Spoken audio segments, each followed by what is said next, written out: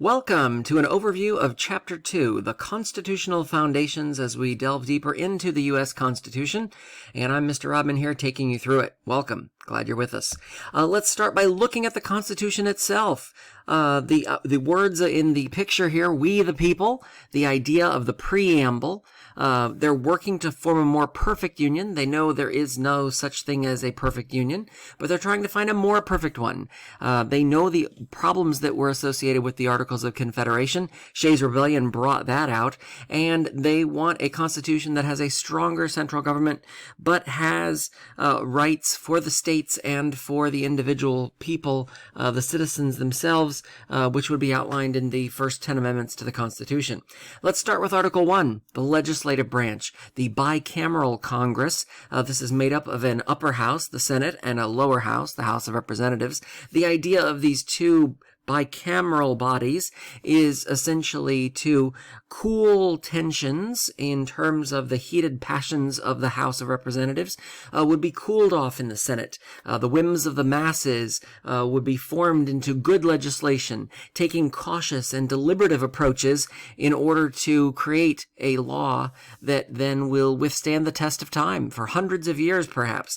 And that was the sentiment in Article 1. Article 2, the executive branch, outlining not just the electoral college for the assumption of the presidency, but also what does the president do? What does the president oversee? What powers, checks, and balances are made on the executive branch of the government? Then we see in Article 3, the judiciary branch, the idea of a Supreme Court and lower courts beneath it that can be molded and shaped by Congress, those beneath the Supreme Court. The Supreme Court, the number on the bench determined by Congress as well, but the idea here is what power do they have? And as you'll see, not a lot of power, a lot of that being interpreted along the way. And then in Article 4, we see federalism. We see the powers of federalism at work, this sharing of power between national and state governments.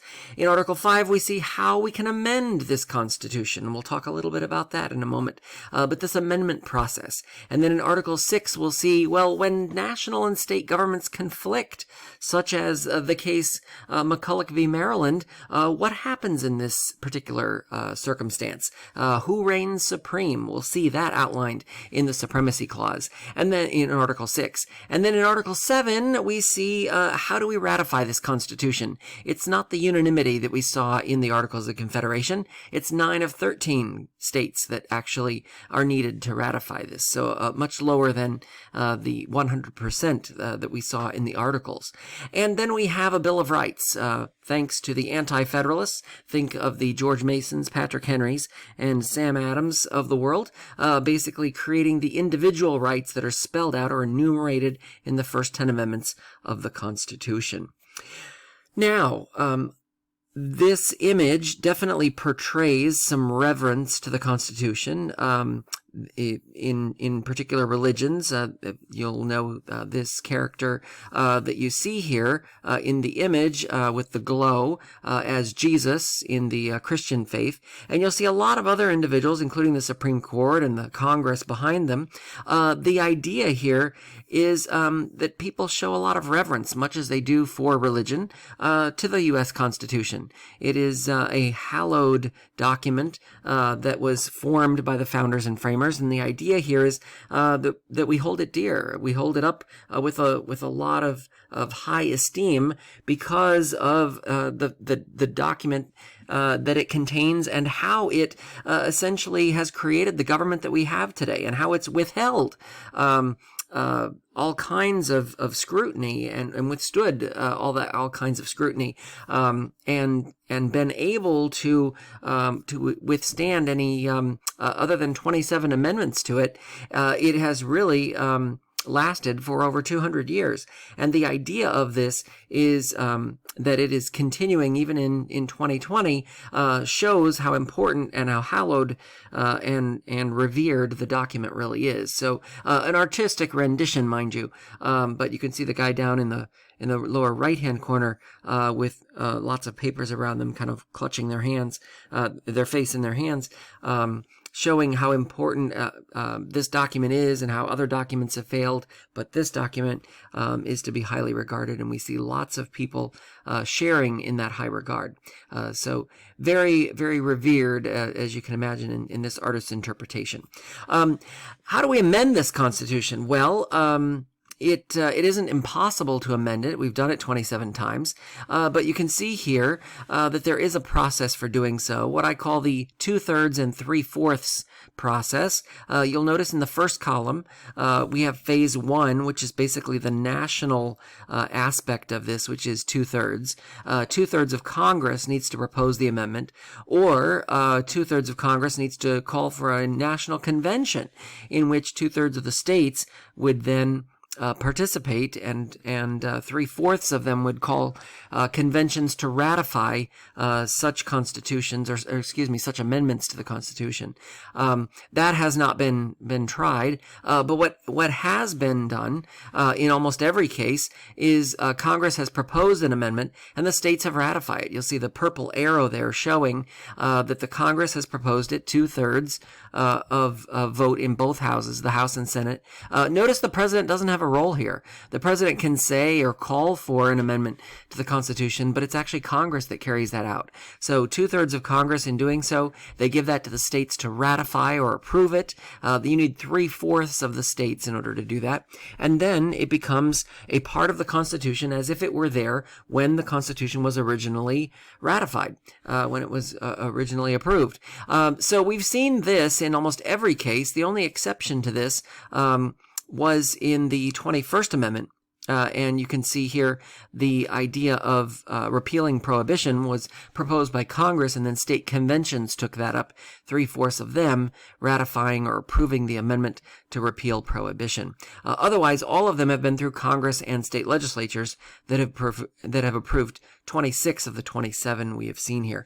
And obviously, the first 10 amendments were approved shortly after the ratification of the Constitution in an agreement with the Anti-Federalists to make sure that the rights of individuals and citizens were enumerated or spelled out as being rights that they held in, and the national government couldn't take that away from them. So very important there. Now, we talked a little bit about federalism in Article 4, but we see this as a sharing of power. We see the importance of national and state governments working together in order to do things for the American people, in order to get things done. We especially see this in times of crisis, when there is a natural disaster, such as a hurricane, or there is a flood, or tornadoes, or wildfires. We see the national and state governments working together to help the people that are affected by that. And notice that in federalism, we don't see local government because we don't see local government in the Constitution. It's only national and state governments that we see there. All local governmental power is given to it by the states. States can give it, states can take it away. And that is constitutional in terms of the state governments granting localities a role there. But the idea of federalism was really designed to limit the power of government. It was really designed to focus on what government needed to do and what powers they had, and then really to reserve all other rights to either the states or the citizens. And if it wasn't spelled out as being a national power that the national government had, that was reserved to the states, and any others would be reserved under the 9th Amendment to citizens. And we see that kind of playing out here. So the idea of federalism in Article 4 was really designed to limit that overall power. Now, Justice Louis Brandeis says the purpose was not to avoid friction, but by means of the inevitable friction incident to the distribution of the governmental powers among the three departments, to save the people from autocracy. Now, if you go back to Montesquieu, you look at the separation of powers, you look at the importance of roles and responsibilities for each branch, and you see the idea here is to break up that power that government has. The purpose wasn't to avoid friction, but the idea of breaking up that power, to do what Montesquieu said, and by breaking up that power and splitting it up into roles and responsibilities that they and only they could carry out, the legislative branch making the laws, the executive branch carrying out or enforcing the laws, the judicial branch to interpret those laws. This really is saving people from autocracy, from total government rule, because they not only have to the government not only has to fight within, but they also have to fight within their each other's branches in order to maintain their power. And so that check and balance, in addition to that separation of power, is really going to keep government in check. It's really going to keep government from getting out of control, from usurping the power of the people, and as Brandeis says, from preventing the people from seeing autocracy in their government. Now, the separation of powers, as we've talked about, is this idea that Madison writes, and again, he is pulling this from Montesquieu in terms of the roles that are being played here, this idea of accumulating power, and not wanting any one branch to have more power than the other. So we have a legislative branch that makes the laws. They approve presidential appointments. There's 2 senators from each state, and in the House, the representatives are based on the number of people in their state. And this is the power that they have. They make the laws. They don't enforce them. They don't carry them out. They don't interpret them. Their job is to make them. And if you didn't do a good job making the law and it gets thrown out, then you got to make a better law next time. And that was the role that the legislative branch was designed to do under Montesquieu and under Madison. Madison's taking a lot of those ideas from Montesquieu and taking from his lead.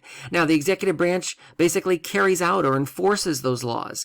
That also includes signing the laws into action or vetoing the laws if there's a check and balance in play. Now, Congress can override that veto by getting a supermajority to override the veto. But the idea here is that the president does have the power to veto a law that he doesn't think is good.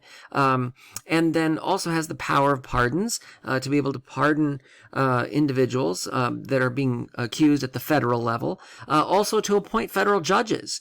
We see President Trump has appointed over 200 federal judges in the last 4 years. That's a sixth of the overall judiciary that we see that it's been appointed by one administration in just 4 years. You imagine that President Jimmy Carter from 1977 to 1981 appointed no Supreme Court justices in that time. And in that same amount of time, President Trump has appointed 2 justices to the Supreme Court and over 200 justices to the federal and appeals courts. So a very different role being played there by the executive branch, all based on timing, and some other legislative maneuvers, mind you, in the Senate in terms of some partisan bickering going on between the two parties. But the idea is the same, that if you have the power in Congress to do so, and you have the votes, you can get those approved, and he definitely has, to the tune of 200 of them. The idea also is the executive branch is elected every 4 years. So you have an executive branch that is up for re-election. Now, under the original Constitution, looking at Article 2, we have an executive branch that can run for office every 4 years. FDR did this, running not twice, not 3, but 4 times and winning. And then the 22nd Amendment comes along to limit that to 2 full 4-year terms, or 10 years, whichever comes first. And the idea there is that is going to limit the power of the executive as well. Now we move to the judicial branch, looking at Article 3 of the Constitution. This is determining the constitutionality of laws. And it's important here that they don't look at all laws. They don't look at all acts and orders. They look at the ones that they deem to be potentially unconstitutional or violating the Constitution, going against the Constitution. These would be unconstitutional. And it only takes 4 of the 9 justices to hear that case, what we call the rule of 4. You'll learn about it later when we get to chapter 14. But the idea here is the justices are appointed by the president. They sit on the court, and if 4 of the 9 say, hey, we really want to hear this case, then they will grant to hear the case. Now, granted, they get appeals from about 10,000 cases a year. They only hear a couple hundred at most. So you can imagine how hard it is to get in front of these Supreme Court justices. But the idea is they can overturn a ruling by a lower court, by the president's presidential executive orders or executive actions that are taken there, and they can rule that unconstitutional, as well as laws that we've looked at here. So that is a significant power that we see under judicial review. And these are the separation of powers. Again, the interpretation goes to the judicial branch. The legislative or executive powers don't do any interpreting when it comes to determining the constitutionality of laws. laws. So that's where the checks and balances really does come in. And that leads us to our next slide, which is really looking at this separation of powers from a check and balance point of view. They are different. This isn't talking about the roles and responsibilities anymore. This is talking about how they keep each other in check. So the legislative branch, for instance, can approve a presidential nomination. They can also shoot it down. They can vote it down. And that's a check on the executive branch. They also control the budget. So if the president proposes a budget and the Congress doesn't like it, the Congress can say, hey, your budget's dead on arrival. And spoiler alert, they usually do in this day and age. Doesn't matter which president is in power. They tend to revise the budget quite significantly to suit their own needs in order to get it passed in their legislative body. But Congress, if the president vetoes that bill, which is a check that the executive branch has on the legislative branch, the legislative branch can then override that veto, and pass the law anyway. So again, another check on the president's power of veto here.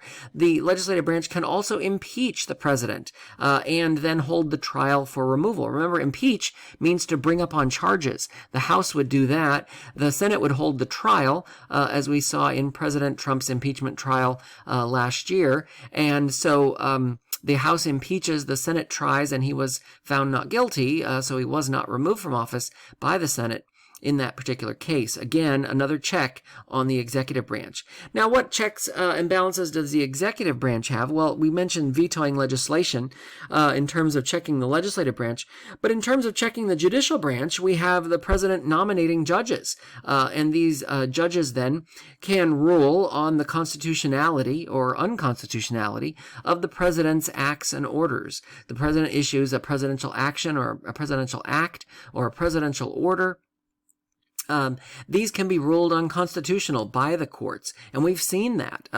The Muslim ban that the president issued an action on, the courts ruled as unconstitutional. That is a check that the judicial branch has on the executive branch in that particular case. And then what judicial branch checks does the legislative branch share with the judicial branch? Well, the legislative branch approves those nominees that the president makes to the court, so they can actually confirm them or not confirm them, and that's a check that the legislative branch has on the judicial branch. The judicial branch can also declare laws unconstitutional, and that serves as a check on the legislative branch, telling them, hey, you can't do that. That's against the Constitution. And so these are the checks and balances. Why are these in place? Because they're designed to keep any one branch from gaining too much power over the other. And this is designed to keep them in check, so to speak. When you ask someone which branch has more power or which branch has the least power, the answer should be they are co-equal branches, because by design in the Constitution, Articles 1, 2, and 3, Madison framed them in a way with these checks and balances to keep any one branch from exerting too much power over the others. It isn't about the number of people that are in each branch. It isn't about the types of things they can do. It's about the fact that they can check and balance the roles and responsibilities of each other to keep them from getting too powerful. So we definitely see this playing out here. Now, not to put too fine a point on it, but let's just run through the checks and balances the legislative branch has on executive and judicial, taking a different spin on it then, because you do need to know examples and be able to explain them. So on the executive branch, the legislative branch can check the executive by overriding a veto. I mentioned a supermajority there, having 2/3 to override that veto. Also impeachment, as we mentioned, to impeach as well as hold a trial and possibly remove the executive. The Senate can vote to approve or turn down those appointments that the president makes, either to the court or to head up departments. Those are all nominated and turned over to the Senate for approval or rejection. And then the Senate can also refuse to ratify a treaty. We saw the League of Nations after World War I. Woodrow Wilson went to the Senate to ratify a treaty with the League of Nations. They voted it down, and the League of Nations essentially imploded. One of many reasons that ultimately led to what became World War II. But the legislative branch serves as a tremendous check here in terms of the executive reaching out to other nations and proposing treaties. But it's the Senate that ratifies or approves those treaties. Now let's look at the legislative branch's checks on the judicial branch. They can change the number of people serving on the Supreme Court, also in lower courts, or they can expand that if the courts need more justices, or judges, federal judges on the federal circuit or the appeals courts. They can impeach them. We have had justices on the federal bench that have been impeached and removed, mainly for bribing or other conspiracy charges. But we have seen that happen. We've not seen impeachment and removal of a Supreme Court justice, but we have seen that in terms of federal courts on the appeals court judges that have been impeached and removed. And then the Senate can also reject judicial nominees. We've seen that happen. The idea of being borked, known for Robert Bork, the nominee from President Reagan to be on the court, was a nominee that went down in flames. And that's an example. Anthony Kennedy would ultimately be the one that would be appointed by President Reagan after that. But the idea was to be borked means to be rejected by the legislative branch in terms of your nominee to the court from the president. So definitely serving as a check that the legislative branch has on the judicial branch. Now let's shift to the executive branch. Some checks that are in place here. We talked about the executive being able to veto bills passed by Congress. We know Congress can override that veto, but that is a check that the president has on the legislative branch. The president can also propose a budget, but again, as I said, the legislature is going to do what it wants to because they're the ones that would raise taxes. Remember, tax bills have to start in the House, and the idea here that they would approve any budgets, any monetary matters would be approved in a law by Congress and approved by the president. So they could do that without the president, mind you, by overriding a veto, but the legislative branch would still have that power. And then on the judicial check side, the executive branch can check the judicial branch by nominating federal judges to the Supreme Court, to federal appeals courts, and that's a role that they play there as well.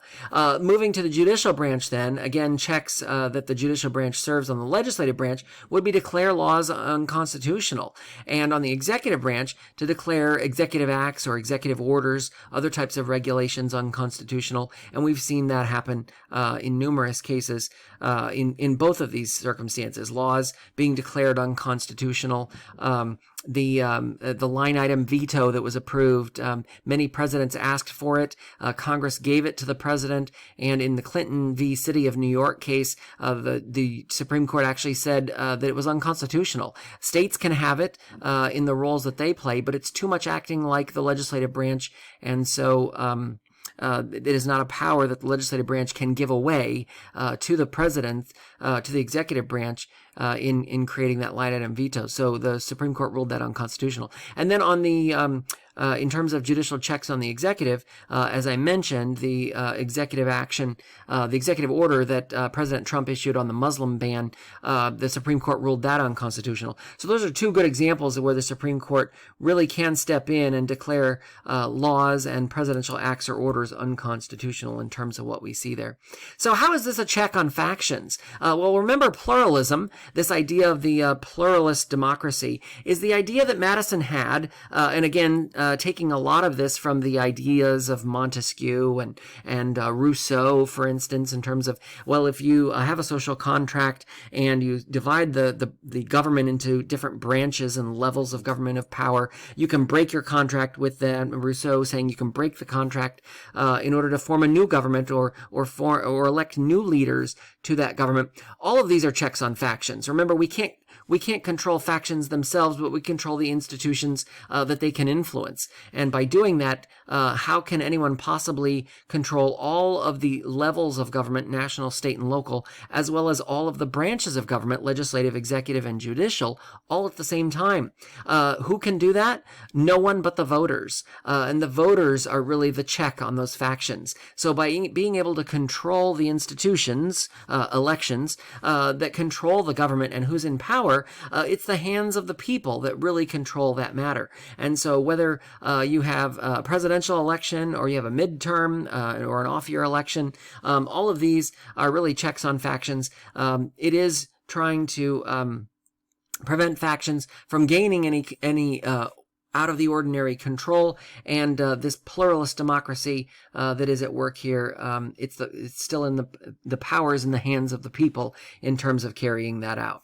All right, so the idea of the veto, we talked a little bit about it in terms of the president's power, and seeing what has happened over time, and we'll go into more detail on this in chapter 12. But the idea here is that the president can veto acts of Congress, can veto the laws that the Congress has passed and sent to the president. We have seen many times, thousands of times, that the president has vetoed laws, but only a much smaller amount, in terms of about 100, in which overrides of presidential vetoes have actually taken place. That should show you the power of the veto, and how hard it is to get a supermajority in Congress. Imagine the unanimity under the Articles of Confederation for a moment, and you can see how not feasible that really was in the Articles. You're never going to have Congress can't even override with a 2/3 vote. How are they ever going to get unanimity in that legislative body under the Articles of Confederation? So you can see how poorly written that was initially. They definitely learned their lessons from that experience. But then we have judicial review, this idea of ruling on the constitutionality of laws and actions that are taking place. And then the power of impeachment, the role that the House and Senate play. The House has actually impeached 3 presidents now. We've had a senator, a secretary of war, 15 judges. The whole idea here is we have many that have been convicted that have been federal judges, no Supreme Court justices, but we have not convicted any presidents. Andrew Johnson came very close, within 1 vote of being removed from conviction. But again, the power of impeachment is more in sending a message in a lot of cases, especially at the presidential level. Judges, not so much. They're not shy of removing them from office, like I said, especially for corruption, bribery, that sort of thing. And then in terms of confirmation, a lot of times the president gets their cabinet nominees, but there are situations in which some of them have not been approved, have actually gone down in flames and been rejected. And a lot of times they'll withdraw before the Senate rejects them, but the Senate has rejected some. So it does point to how the checks and balances really are working here. They may not always be working as quickly or as effectively as we would like, but they really are working in terms of making that happen. Again, we go back to this idea, is the judiciary the least powerful branch? Why or why not? In short, the idea Madison had was that these are co-equal branches in terms of the interpretation of laws today. And what we've seen in ruling laws unconstitutional as well as presidential acts and orders, we've seen that the Supreme Court really does speak up for the judicial branch. It really is not shy of stepping in when needed. And so we reiterate the ideas of Montesquieu in that this separation of powers really does create co-equal branches, really does create a check and balance to keep any one of them from becoming more powerful than the other. Don't be swayed by 535 members in the Congress saying that we're the most powerful branch. Don't be swayed by the 2 million people working within the bureaucracy of the executive branch saying we're the most powerful branch. Remember, with a stroke of 5 votes on the Supreme Court, you essentially can rule a presidential act or order or a law unconstitutional. It only takes 5 votes to make that happen of the 9. So it is a co-equal branches of power here. And so don't be swayed by one that's more or less powerful than the other. They were designed to be co-equal, and we can see evidence of where those continue even to this day. Now let's talk for a second about this idea about divided government versus unified government, and the role that pluralism is playing here, the role of factions. We see a lot of political parties and interest groups. We've seen them in commercials on television. We've seen them in Congress in talking about supporting different candidates and different elected officials. What role are they playing here in separation of powers and in this idea of divided or unified government? Divided government is when you have a presidency that is of one party and a Congress that is of another. Now, right now, we're kind of split on that because the bicameral Congress is not the same. We have a Senate that is majority Republican. We have a House that is majority Democrat. But we have a presidency that is Republican. And so we have a closer to divided government when it comes to passing major legislation. They have to work together and compromise in order to make that happen. Now, where we have seen unified government is where the Senate will advise and consent. The Senate will, where they basically approve nominations. And I mentioned the 200 judges on the federal bench that have been approved during the Trump administration. That is a result of unified government. If you had divided government and the Senate was majority Democrat, then you would have divided government in that body, and you wouldn't have seen all of those judges being approved. Because Mitch McConnell, a Republican from Kentucky, is the majority leader in the Senate. He is working on the policy agenda of the Trump administration because they are of the same party in trying to get those approved. And in doing so, he has been able to approve 200 judges to the federal bench, 3 of them just being approved this week, actually. And it shows you the power, the differences between the power of unified and divided government. And partisanship definitely plays into this in terms of those roles. Now, we see that separation of powers is separate, especially partisanship plays a role when it's divided government. We don't see a new coronavirus bill, and we can see that people are hurting as a result of that, not getting those unemployment benefits that were given to them back in July and August. Those have expired, and so people are hurting, and the House Democrats and Senate Republicans and the White House can't agree on what to do there. So we have divided government. We have gridlock, and nothing is happening. And it's frustrating. We've seen the stock market this past week react to some of that gridlock and some of the needs that people are having. We see it on the news all the time, people being interviewed talking about not being able to pay their rent or their mortgage, possibly concerns about being thrown out of their homes because of that, and President Trump signing a bill banning evictions for a particular period of time. These all take place when you have gridlock, when you have divided government. Now, I mentioned the judges being approved by the Senate because only the Senate needs to approve them. Very different than what you see in the divided government. This is unified government at work.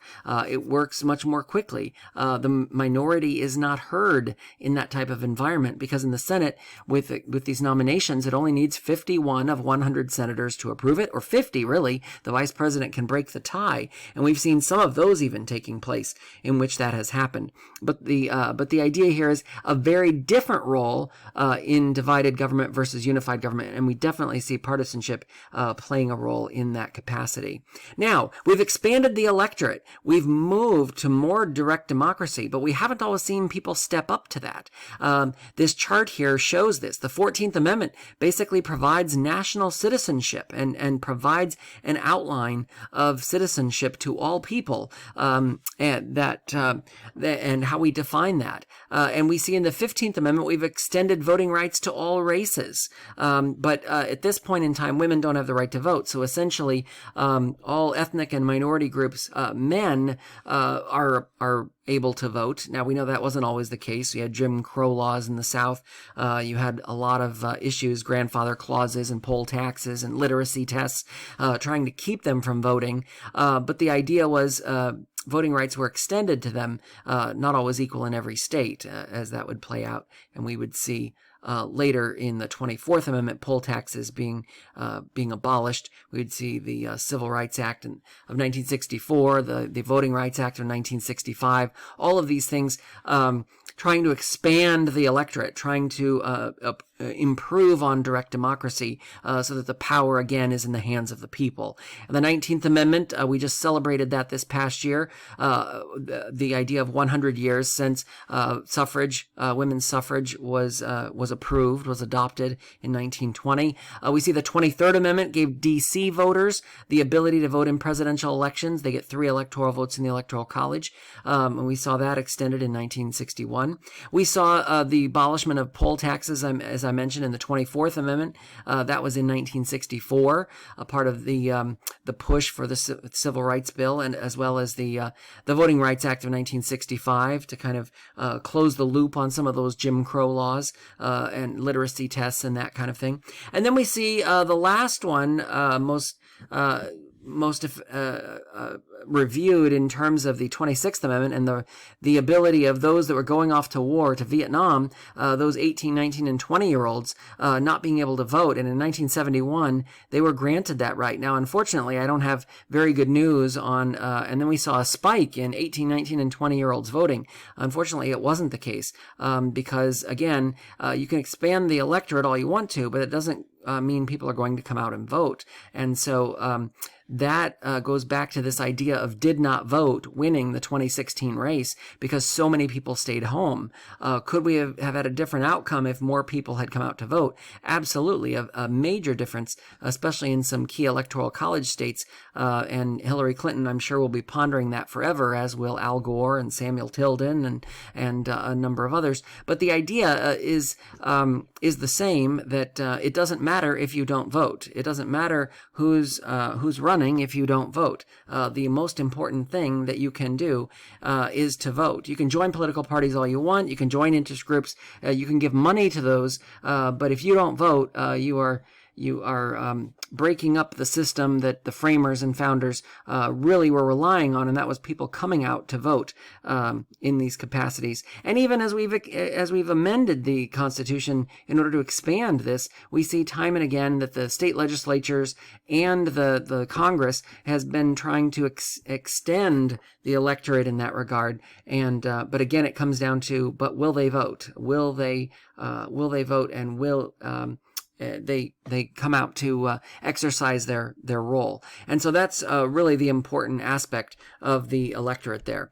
All right, we move on to this idea of presidential power, the role of the president, and we'll get more into this in Chapter 12 when we get to Unit 2. But the idea here is, have we seen powers increase? Of course we have. We always see the idea of inherent and implied powers that the president takes. The imperial presidency is the president kind of taking power and running with it. And this is always a question we see throughout time, especially as administrations continue on into their third and fourth year or into their second term. We see this time and again, people asking, is this an imperial presidency? Are they going above and beyond what Article 2 of the Constitution designed the president to do? So we know that the president, acting as chief of the executive branch, carries out the laws or enforces the laws. We know that there are explicit powers there in terms of negotiating treaties, appointing ambassadors, and pardoning individuals, as well as filling vacancies within the bureaucracy in the higher levels, as well as on the courts. We know as commander-in-chief, the president serves as commander of the armed forces, leading as a civilian in a civilian role, the head of the armed forces, as the head of the armed forces of the United States. And then we see the idea here of working with other nations to propose treaties that the Senate can then ratify, to come up with agreements and ways of working together to promote trade and commerce, to improve the health of the nation. So we see this time and again. There are a lot of informal powers, the powers of persuasion, using the bully pulpit, providing informal communication to the media and trying to get the message out to individuals. We see one-on-one negotiations with members of Congress, trying to get legislative agendas approved. And we see a lot more here as legislator-in-chief or political party planner, and the role of the chief guardian of the economy, jobs. All of these roles are powers that the president uses and tries to use the powers that they do have in order to try and impact change. And we see time and again that some of these are called into question, some of them constitutionally challenged, and some of them withstanding that constitutional challenge. We see this kind of going back and forth. But the idea is there are checks in place to at least call on the members of Congress and really the Supreme Court or the judicial branch to check those powers. And like I mentioned with the Muslim ban, banning people from Muslim countries that were designated by the Trump administration to not be able to come to the United States, that being ruled unconstitutional in its form by the Supreme Court is a good example of a check and balance on the president's power and the growth of that power. So we continue to see that tested. We continue to see that checked and we will continue to do so with many presidents that go beyond this. We see executive privilege. This has been used in many administrations going back a long time, even past Nixon, using executive privilege or trying to, and the court stepping in and saying, hey, can't do it there. Or Bill Clinton during his impeachment looking at executive privilege. We even saw the Obamas and the Bushes using executive privilege in different ways. So all of and many of them withstanding the constitutional scrutiny. But again, the idea that there is a check here, that they're even being looked at and scrutinized as a constitutional check on power, is a good thing. It's a part of that check and balance that was designed under Madison and the founders and framers, and that's why we look at this as being critical to keeping power in check in all three of the branches. Can the president control the price of gas? Well, in a lot of ways, the president does have an impact on that, as being guardian of the economy, as having a bully pulpit to be able to speak his voice and the media listens, being able to promote jobs and encourage growth and encourage other world leaders to work to get resources here. Ask Jimmy Carter, he would say not so much. It was much harder at that time for him to try and control the price of gas. I think you would see more modern presidents today would look at that and say, well, we have a little more influence in the world in terms of being able to use that to our advantage. And the question is, how much influence is there, and how long can we use those advantages?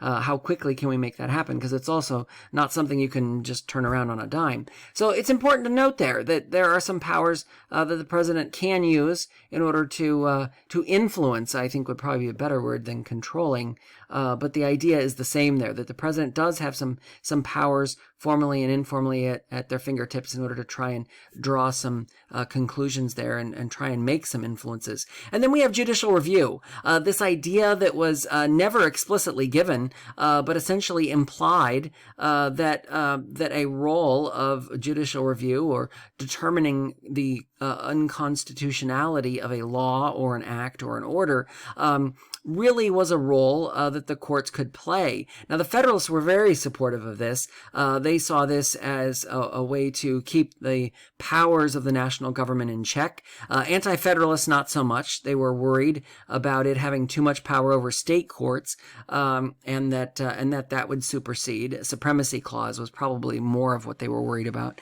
National and state governments conflict. Who wins? It's the national government. How often? Every time. And the concern there was, well, if the national government is going to win and a federal court or a national court is going to supersede a state court, then you've essentially ceded power from the state courts to the federal courts, and that was the concern the Anti-Federalists really had. But the idea is, in having this judicial review power, the Supreme Court really exerts a lot of influence in that check and balance than they otherwise would. Again, you can determine something to be unconstitutional, and as Andrew Jackson said, but let them come out and try and enforce it, right? Because they don't enforce the laws, the president does. They don't carry them out, it's the president. So it's important to note that there are some checks on that power. There are in terms of their roles and responsibilities under separation of powers. But the idea here is that they do have some power. It is power designed to check the other branches, and there's also power designed to check their power. And so this is the idea of checks and balances, that all three of those branches are being checked and balanced to make sure that no one branch has more power than the other.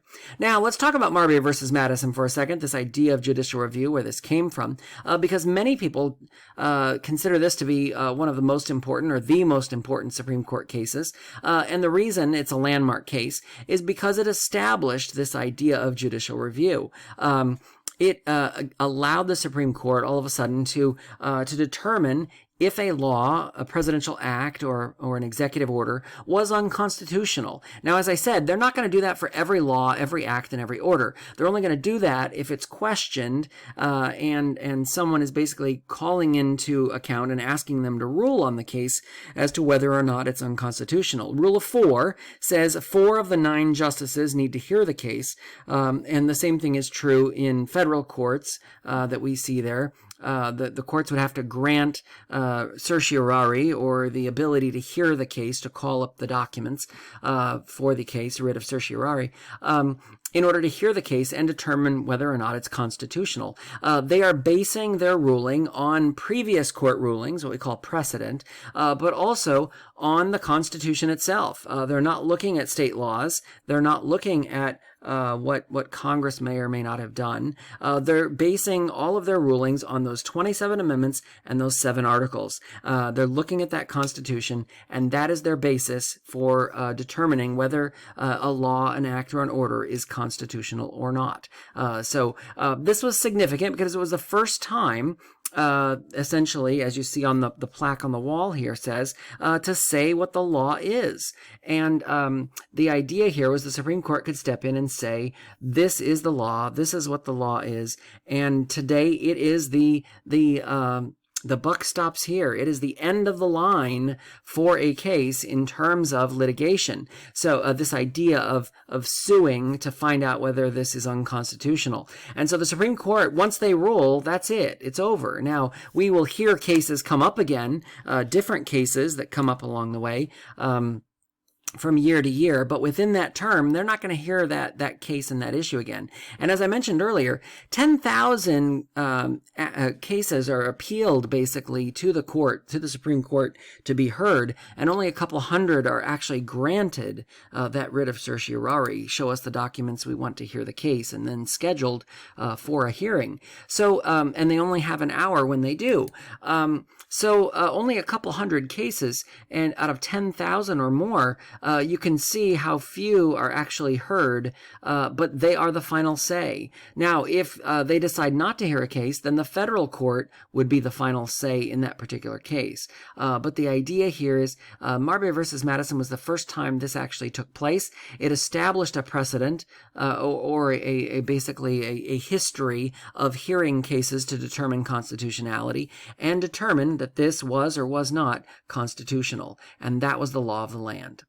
Now, how can we informally change the Constitution? There are some ways that we can do this. This is probably the most unstructured in terms of how the Congress, how the framers were basically allowing Congress to kind of figure out how to read between the lines and have some flexibility to come up with other things that would give them additional power, but also not change what's in the Constitution. So kind of read between the lines, maybe expand their power there. And this is the idea of elaboration. The Judiciary Act of 1789 is a great example. Article 3 of the Constitution says that the Supreme Court is the highest court in the land, and as a result of this, the Congress can determine how many people are on the court. They can also determine the structure of the lower courts. And because they can determine the structure of the lower courts, the Congress approved the Judiciary Act of 1789, essentially clarifying and creating the structure of the federal courts, of the federal appeals courts that we have today. So in working through those courts, essentially what you see is a result of the Judiciary Act of 1789, a great example of some informal methods of kind of changing the meaning of the Constitution here. Now we see executive agreements kind of taking the place of that. These are agreements that the president's or the president's administration makes with other nations. It only holds the force of law while the president is in office, and then that would be up for change, and it would no longer be valid when a new president takes office. But the idea is it would help to change the meaning of the Constitution because the president doesn't need to have an executive agreement approved by the Senate. So it's a way for the president to work around the Senate, especially if they're not getting what they want from the Senate, to be able to change agreements that we have with other nations. We also see the idea here of judicial review, some judicial decisions, looking at presidential actions. Also, again, a way of amending the Constitution. Ruling on the idea of constitutionality of laws is another one. Elaboration, kind of filling in the gaps of what is spelled out, and maybe there's some wiggle room.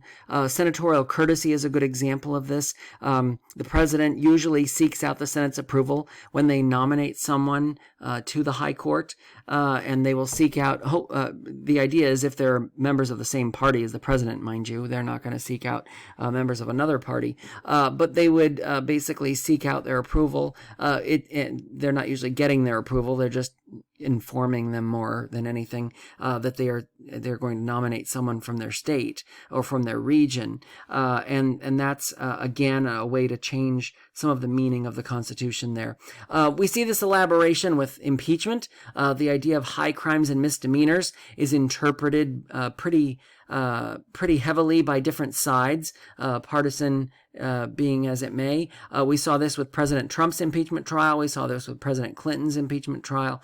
And the idea here is what is a high crime and misdemeanor? We see it being so vague, it's interpreted by the different parties in very different ways. Some other informal methods that we've seen is this idea of judicial interpretation. We saw one recently with the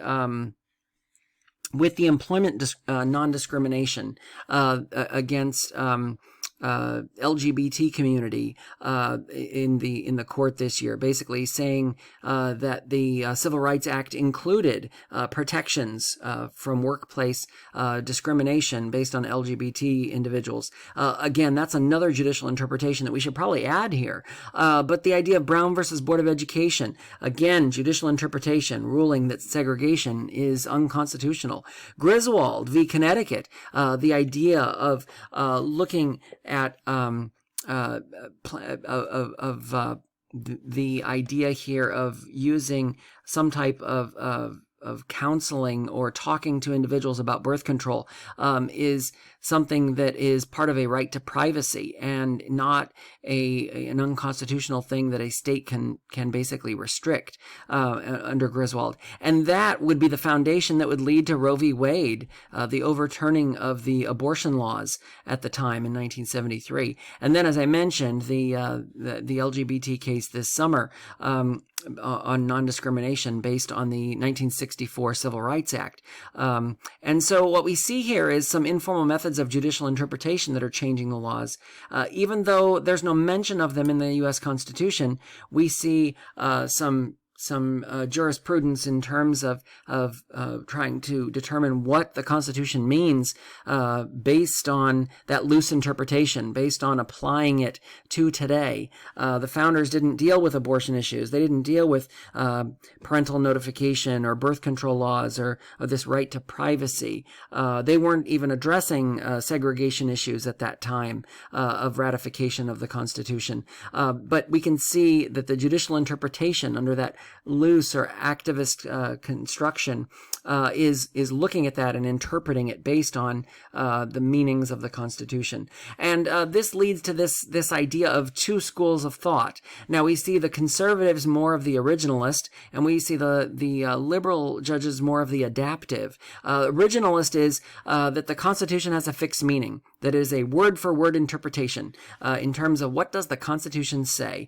And I use Antonin Scalia's picture here with Ruth Bader Ginsburg. They were very good friends. They were opera buddies, and they were of two very different schools of judicial interpretation. Their jurisprudence, very different. But notice the civility. They got along. They went to the opera together. If they can do it and get along with some of the biggest cases that they ever saw, I think many people today could learn a lesson or two on civility from these two individuals. So the originalist approach is the idea of fixed meaning. The adaptive approach from the liberal side or the loose constructionist side is really by using a flexible and responsive interpretation to determine what the Constitution means in today's society, in the here and now, in the 21st century. If the founders and framers were here, what would they say about these issues, these conflicts and these laws and regulations and these restrictions,